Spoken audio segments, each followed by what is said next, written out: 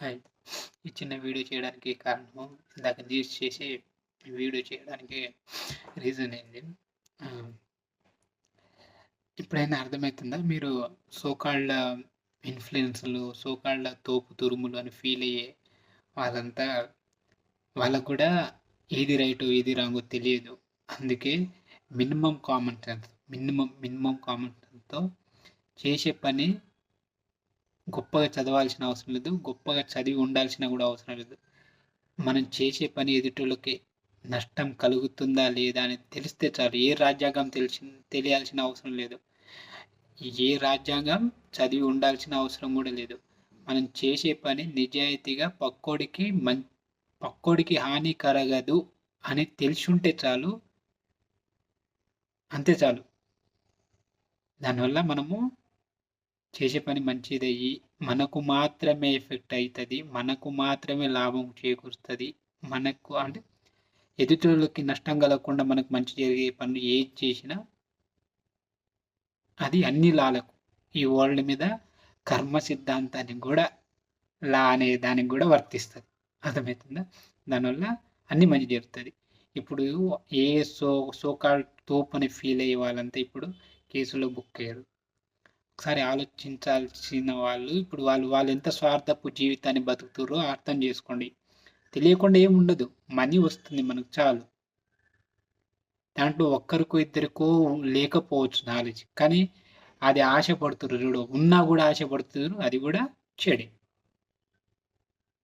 అందుకోసం ఏదైనా సరే ఎంతమంది వాళ్ళ వల్ల ఎఫెక్ట్ అయ్యారో వాళ్ళకి తెలియకపోవచ్చు. వాళ్ళకి చెప్పక అంటే మేము మీ యాప్ వాడి ఇంత నష్టపోయామని ఎవరు సామాన్యులొచ్చి టీవీల ముందుటి చెప్పుకోని పరిస్థితులు ఉండకపోవచ్చు వాళ్ళకి. కానీ వాళ్ళ వల్ల చాలామంది ఎఫెక్ట్ అయ్యి ఉండొచ్చు. అందుకే మనం మినిమమ్ కామన్ సెన్స్ అనేది మనిషికి ఉన్నప్పుడు ఎలాంటి తప్పులు జరగవు.